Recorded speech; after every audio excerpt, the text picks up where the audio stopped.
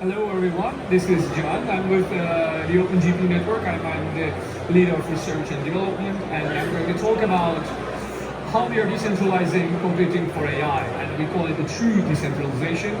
I'll try to explain how.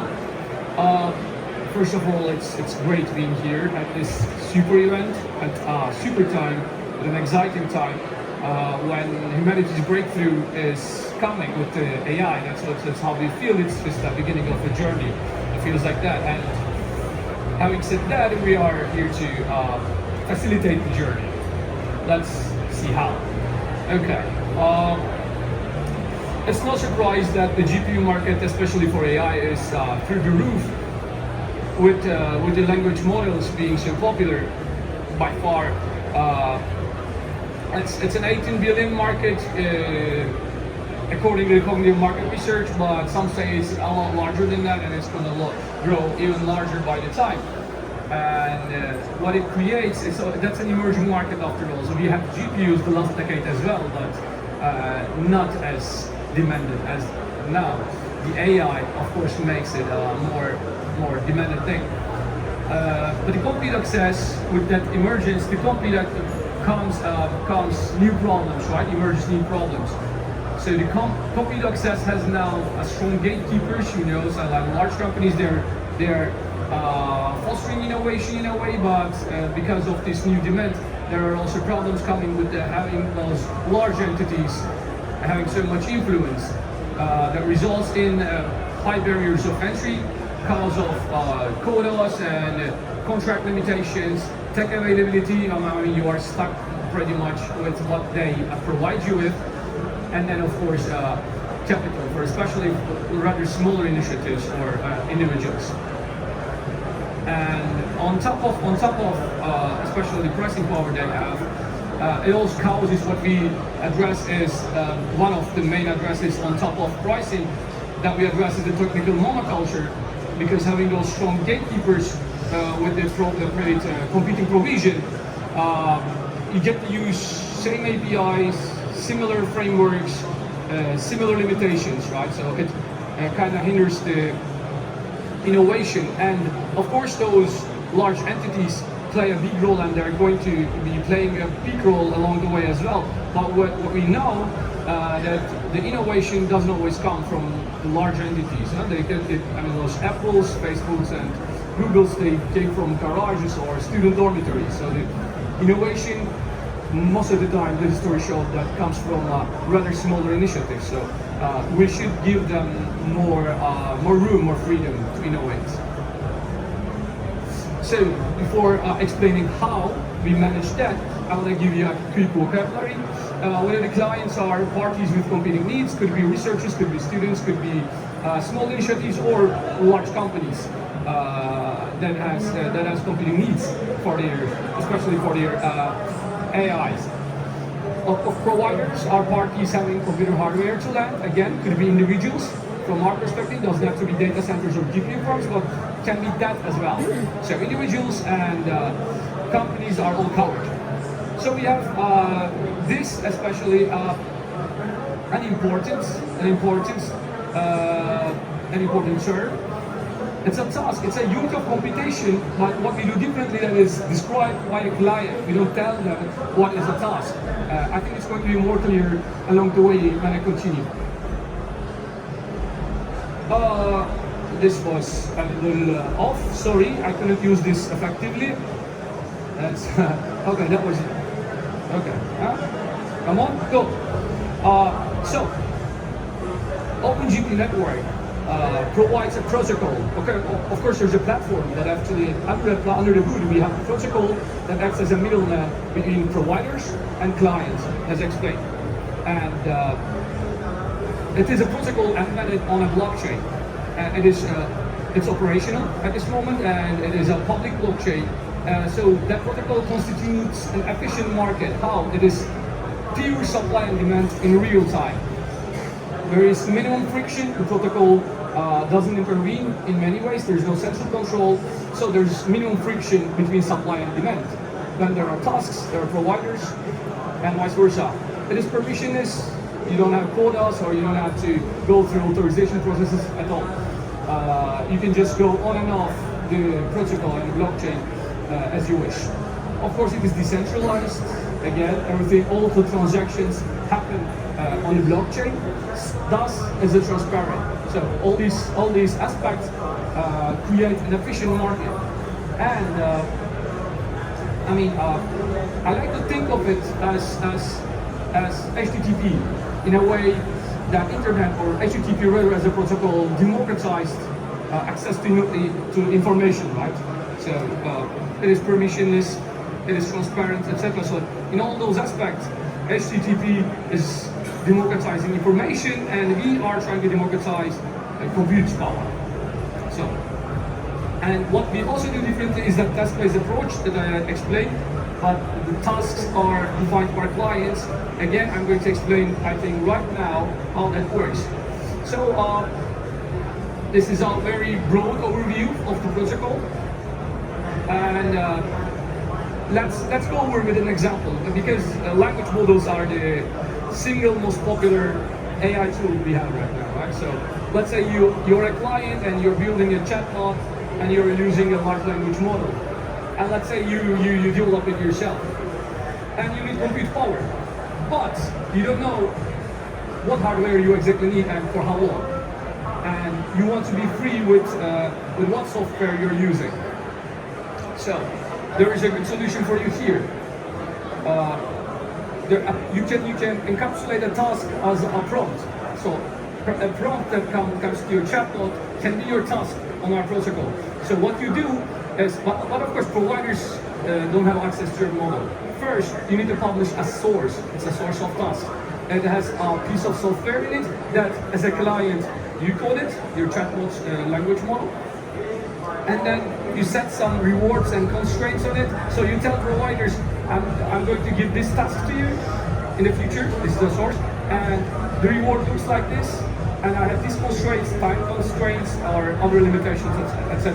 So you publish it over the network on the blockchain, and if provider thinks that source is profitable for them or feasible for them, then they register to it, basically becoming a server for you. It can be an individual with a good NVIDIA chip, or it could be a GPU farm, you name it. So once they register that, then comes the task. When a prompt comes to your chatbot, then you publish it as a task over your source onto the network. So a prompt is a task. Now you need to infer using the first model as a provider.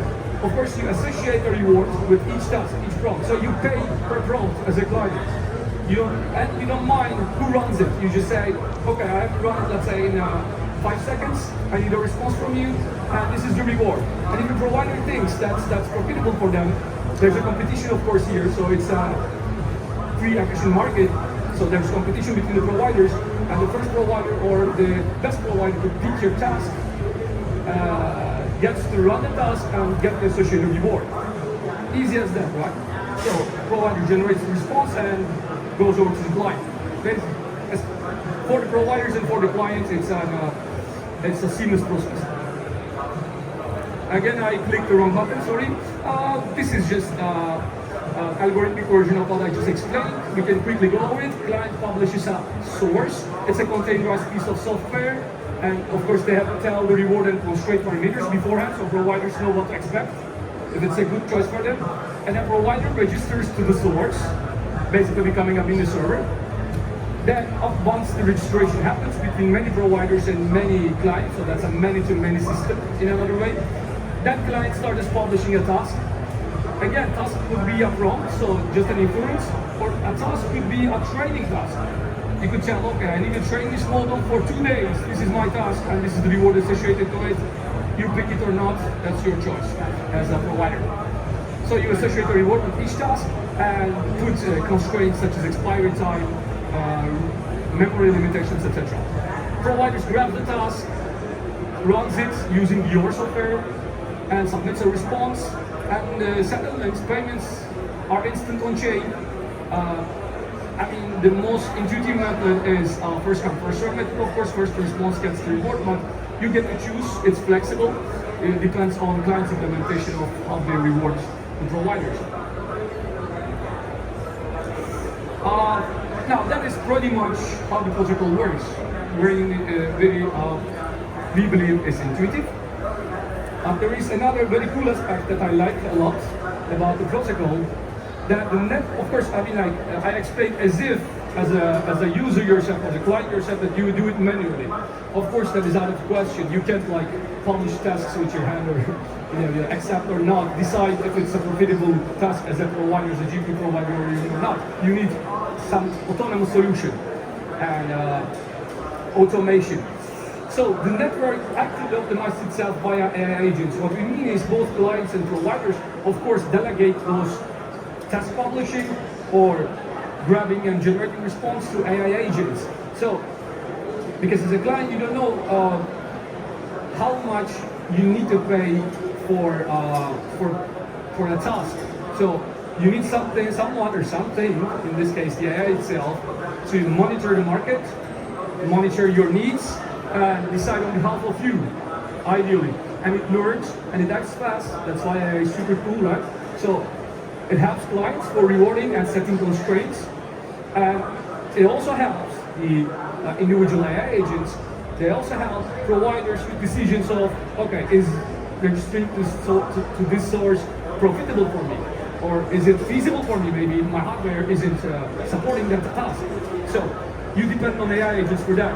Also, like which tasks to attempt and run the response. Maybe some other provider already started running it and it's going to respond faster, so it's dull work for you to have it and try to work. So AI agent helps you with that, if you want to attempt or not as a provider. And funny thing is, I like this cool idea itself as well. Those agents, those AI agents themselves, so they help optimize the network, right? The automation of the network. They can be powered by the very network itself. So agents can run on the very network they optimize. They can use those providers to help clients and providers. So that's a very cool idea that I always like to explain. Let's do a broad comparison.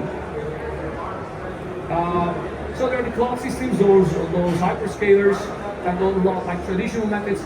There are, like us, Web3 options, so decentralized options on peer-to-peer vendors can be Web2 or Web3.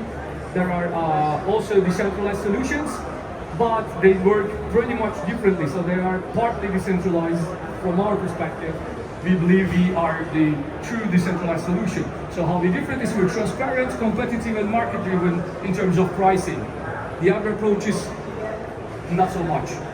And the delivery is not temporal, no instances, no services. It's just real-time computing provision. And then payments happen natively on blockchain. Of course, onboarding and offboarding solutions can be implemented, but the protocol itself works natively on the blockchain. There's no permissionless participation. Of course, there are some economic incentives, like for security reasons, but other than that, it's a permissionless access.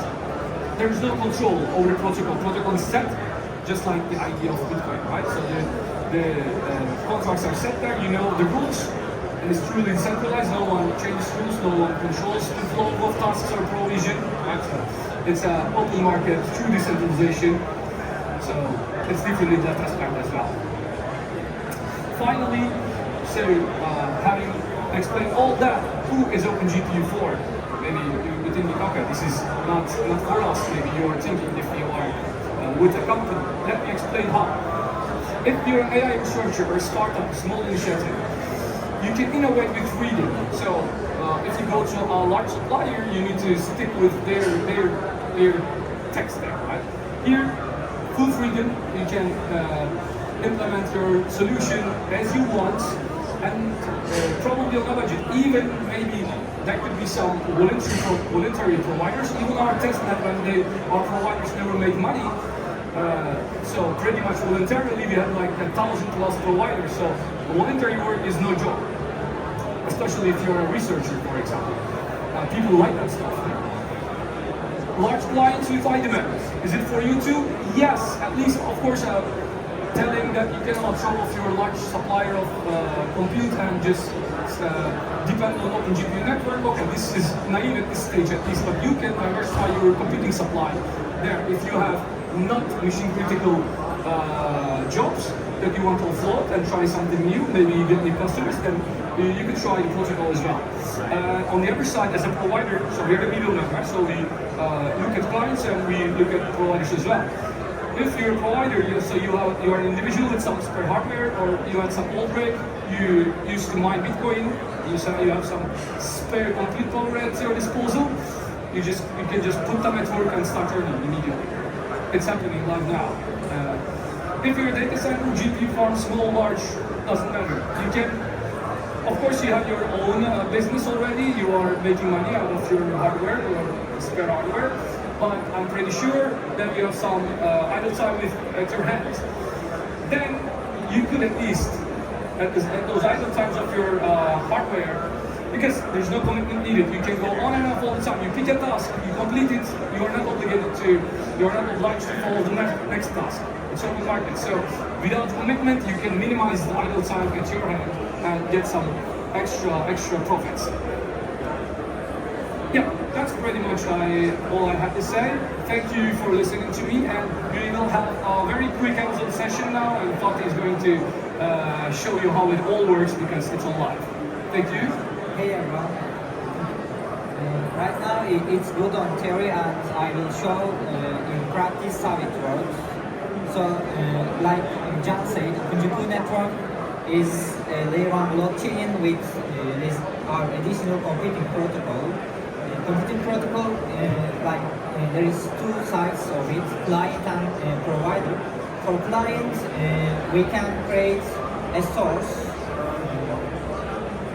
To create a source, you need to publish a model, like John said, and yeah, you can publish a custom model, or you can choose some of the ready models from Hugging Face. I will show object detection model today, and yeah, you can just select this source, and you can set minimum payment, and you can set maximum expire time, etc. You can set your payment and stats for your source. And after choosing these stats and deploying your source, it comes to our provider suite. And in here, we just deployed this SuperAI Showcase source. And this source is there is some requirements for this. Like if you execute a task coming from this source, you will earn this much amount of GPU. And as you can see here, there are a lot of tasks that are finalized, and for each task there is competition. OpenGPU network makes these tasks very cheap and fast, because there is competition between providers. Like there is 15 providers competing for this task, and one of them will win the race. And if you are not fast enough, other provider will win the race. So we ensure it is doing the best possible time and the cheapest way possible. So right now I will showcase a quick demo how to run this model for this image. So we have the image in here.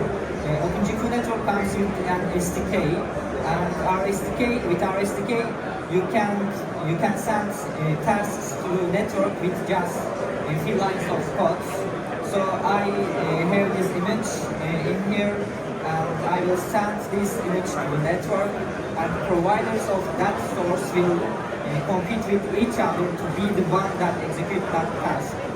So we have the source in here. After we publish a source, there is a contract with blockchain, and providers of this source have to compete with each other to be the one that executes this task. So after executing that task, there is a response from winning provider, and the response shows that in this image, after running the object detection model, it says there is a dog bicycle car, and yeah, we can see that the models run successfully. So what we do different is we work on task-based model. As a client, as publisher of this source, I don't choose any GPU. I just publish a task and GPU owners have to compete with each other to be the one that execute this task. This enables a scalable solution for us. If I need like 100 GPUs, I don't need to run 100 GPUs. I will publish 100 different tasks to the network and the GPUs of the network compete this. So it is more scalable because I don't need to run GPU for each new task, for each new model. And it is cheap because you see there is 13 providers competing for this task. And when there is competition, the price goes up. I can pay like 1 to 10 amount of this money, and there will be still competition for execution of this task. So the GPU network with this task-based approach, it ensures the cheapest and the cheapest way of competing, and it also eliminates operational costs because in normal rental systems, you need to work for each GPU that you rented. You need a DevOps engineer to set up your model, like monitoring the load, etc., etc. With OpenGPU network task-based approach, the network itself handles the load balancing and it handles the competition with our GPU task marketplace. So we just launched our mainnet protocol 2 days ago, and in these 2 days we had 98 providers coming from individuals, and we had like 14,000 tasks. Yeah, right now we are live, and you can become a client to test it out. Yeah, thank you everyone for listening, and yeah, we are waiting. We have a booth over there, and we are waiting for you for upcoming technical questions and anything, any details you can comment.